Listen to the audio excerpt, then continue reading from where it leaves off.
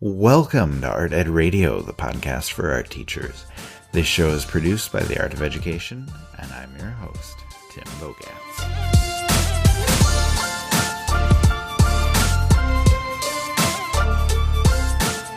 Today's guest is someone I am very excited about. Author Susan Verde is going to be here to chat with me. Now, you are probably familiar with her book called The Museum. It is about a girl who tours the art museum, and it is just an adventure for her. You know, each piece of art evokes a new feeling in her.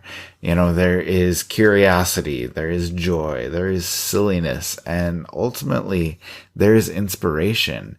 And, you know, when she steps in front of this empty canvas, you know, this blank slate, this visit to the museum has energized her, and she wants to create, she wants to express herself. And it is a great book to read to your class when it's time to make and when it's time to create. Now, Susan also has a new book that has just been released. It's called Hey Wall, and she was kind enough to send me an advance copy a few weeks back. And I will just say that if you teach elementary or if you have kids at home, you are going to want to pick up a copy of the book. You know, Hey Wall is flat out an amazing book with amazing illustrations. And it tells the story of a kid who lives in kind of a bleak neighborhood, and he sets out to transform it with art. You know, he organizes his neighbors and they collaborate to, you know, figure out what is special about their neighborhood, and they create this beautiful mural. And the book is written in just this elegant verse, and it shows how art is powerful and art is meaningful and how art can bring a community together. And those are the themes that you can find in so many of Susan's books. You know, they're about empowerment and strength and emotion and being proud of who you are. So I want to talk to Susan about those ideas, but I also want to ask her about, you know, where she finds inspiration and what her writing process looks like, and how she always seems to somehow end up collaborating with Peter Reynolds. So she is waiting to chat. Let me bring her on, and we will see what she has to say.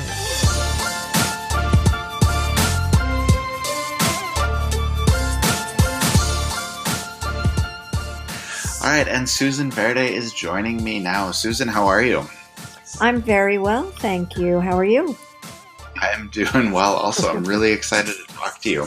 And if you don't mind, I'll just kind of dive in because, you know, art teachers love all of your books. And I think just about every art teacher has read The Museum to one of their classes.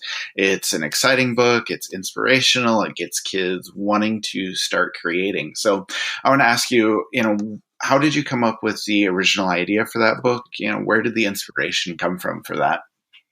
Yeah, well, first of all, thank you for that amazing compliment. That means a lot.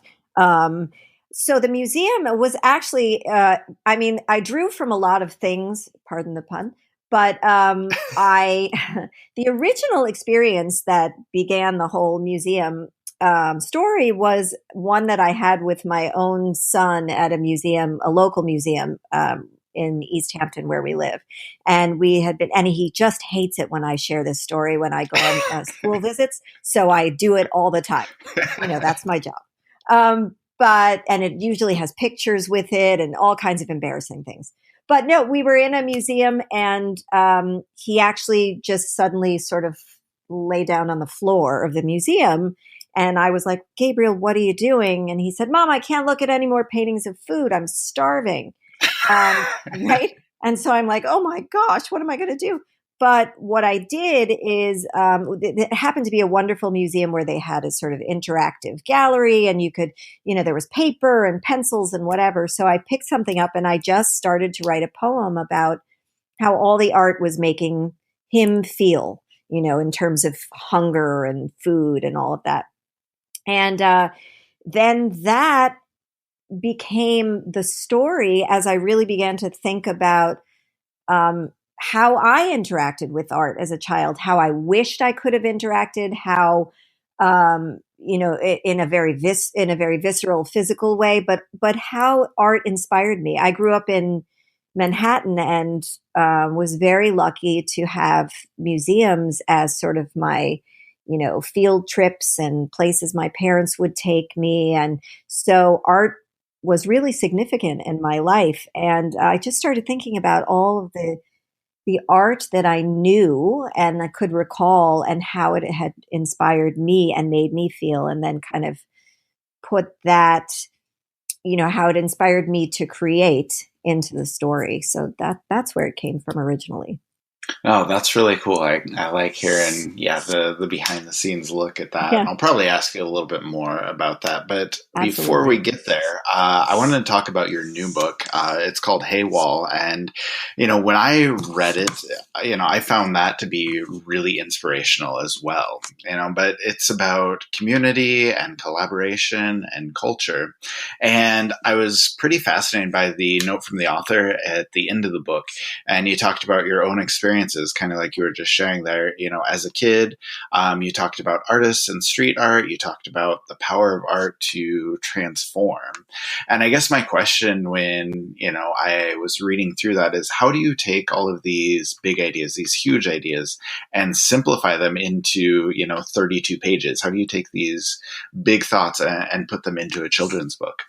Yeah, well, it definitely takes a lot of editing. um, but I think because I guess I'm still stuck in my kid's self, and and then having my own kids, I'm kind of, always in that world. And I remember being a child, these big ideas were ones that I considered, that kids all consider, and sometimes we don't give them enough credit. Actually, I think that they are thinking about these things. It's just finding the right language. The concepts can be as big as they need to be.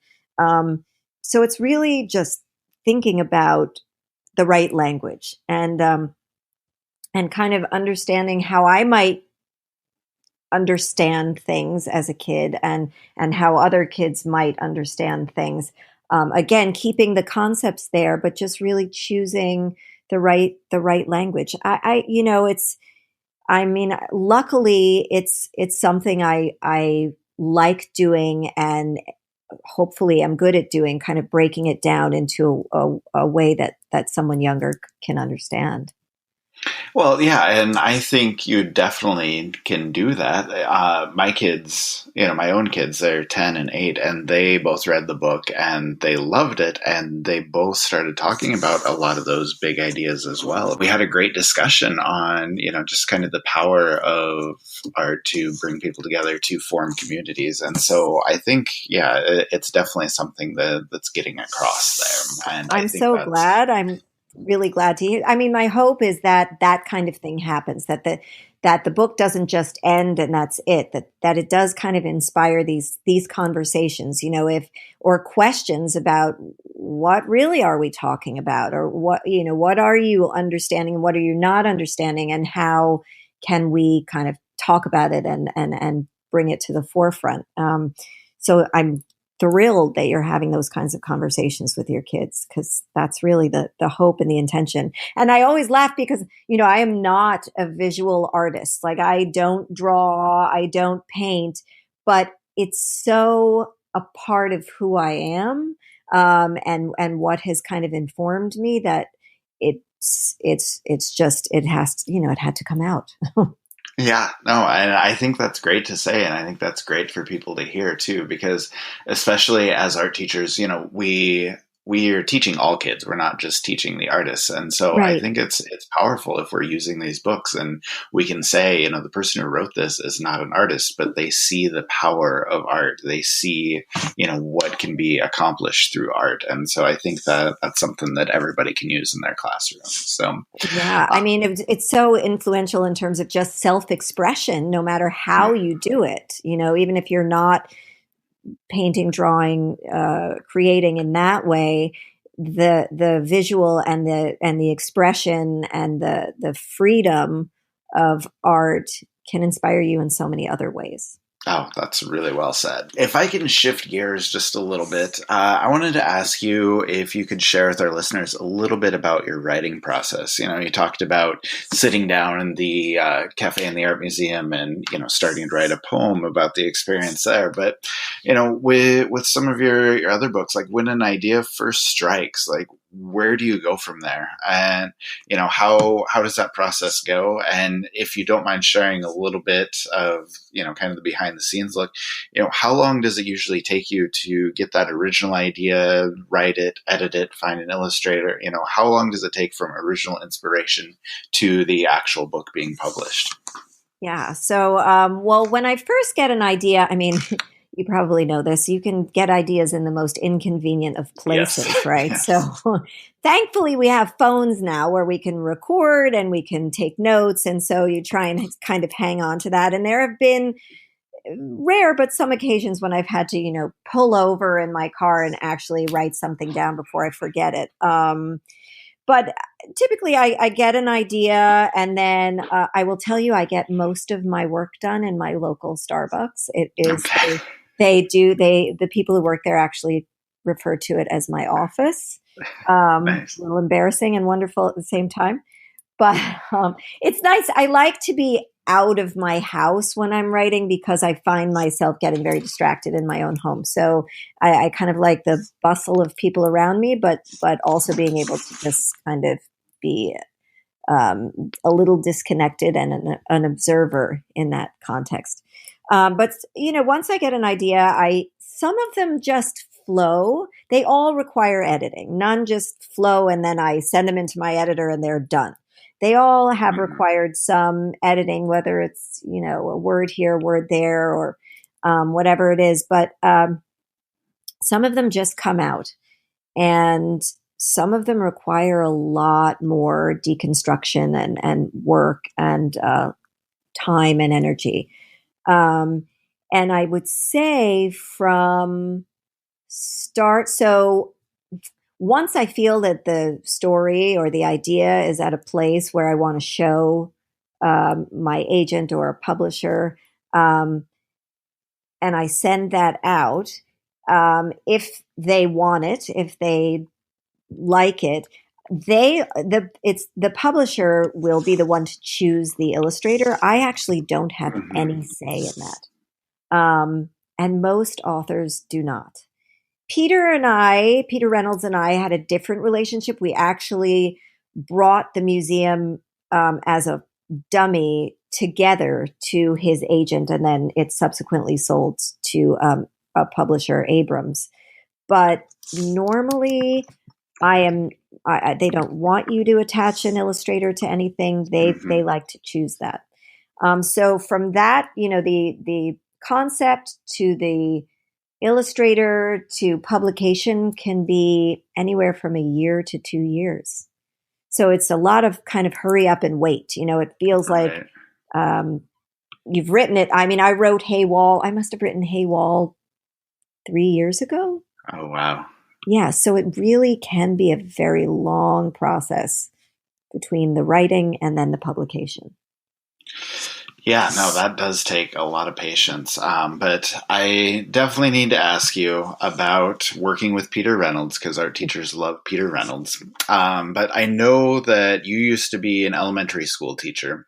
And so I guess the question is like, how did you make that transition from being in the classroom to being an author, writing a book, you know, working with Peter Reynolds, and finding a publisher to get started with this career?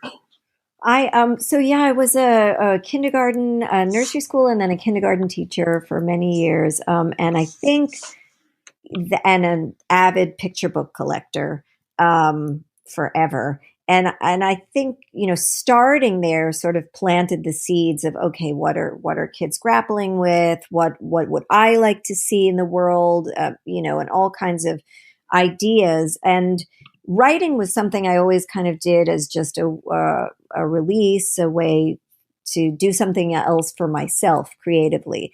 But I began kind of compiling this, stack of stuff, of story ideas and things like that. And then when I left teaching, I was fortunate enough to be able to stay home with my children for a number of years. And then as they got a little bit older and my stack of stories got larger, I made a conscious decision to try to do something with them, to really try and get them, out into the world. And I knew it was a difficult process. It's not an easy one. But I happen to have a friend who, Emma Walton Hamilton, she's Julie Andrews' daughter, and they had written a series of picture books together. And she every summer had a writing conference held out here in Southampton, near where I live. So I asked her, what can I do with this giant stack of stuff? And she said, well, come take a workshop. Come see if it inspires or helps you. So one summer I went to her workshop, and then the following summer, Peter Reynolds was teaching.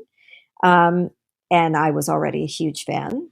And so I said, oh, well, I'm definitely taking this workshop. And I did. And one of the sort of perks was being able to show him my work. And we sat down together, and he started going through everything, and he came across the museum, and he said, this is a book, and I'll be very upset if someone else illustrates it. And after kind of pinching myself and looking around and making sure he was talking to me, we spent the next sort of 6 months creating this dummy on little file cards. Actually, I worked on the text. He did some sketches, and we sent it in to his agent. And then within 2 weeks, it had sold to Abrams. And then his agent took me on as a client, and I subsequently changed agents, but that's kind of how the whole process began. So it was really wonderful and kind of amazing that, and I was very lucky the way it happened. That is really serendipitous, but that is a great story. I absolutely love it. It was a wonderful thing to live, and to continue to work with him is just incredible. I feel like it's a really nice fit. I love writing for him, and I feel like he gets it. And and all art teachers know, he's just wonderful and incredible. So. Yeah, absolutely. Cool. Well, hey, it's just about time to get out of here, but I do have one last question for you. I know you have 8 or 9 or 10 books published now. I'm not for sure. But if you had to choose one of your books, like just one that you wanted somebody to read, which one would it be, and why? Oh, my goodness. That is a really tough question. I'm sorry to put you on the spot. But yeah. I have to say, so at this moment in time, with everything going on in the world, with all that kids are dealing with, it's a new one, and it's not even out yet. It'll be out in October. But it's with Peter Reynolds, and it's called I Am Human, a book of empathy.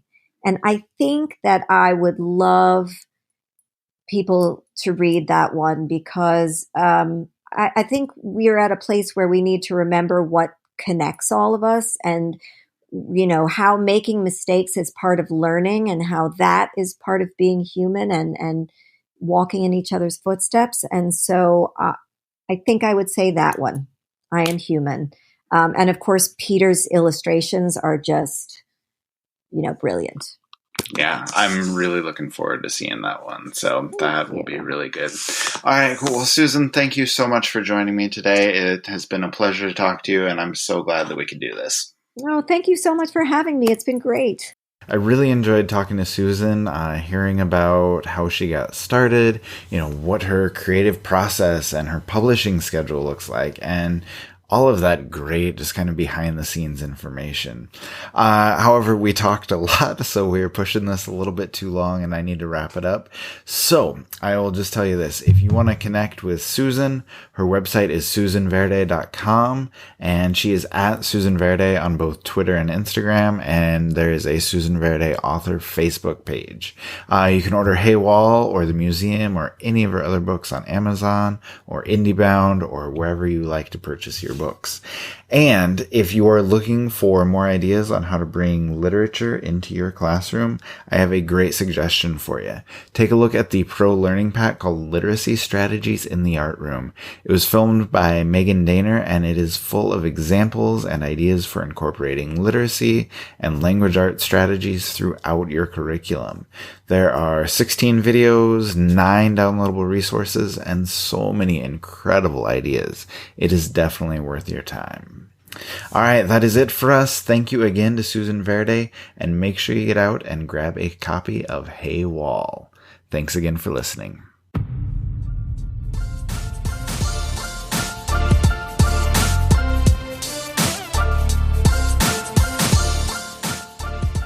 Art Ed Radio is produced by the Art of Education with audio engineering from Michael Crocker. As I always tell you, and as I just told you a few seconds ago, thank you for listening. We always appreciate it. Next week is the return of the always popular Shannon Laufer, and we'll be chatting about finding success working with paraprofessionals. Make sure you tune in.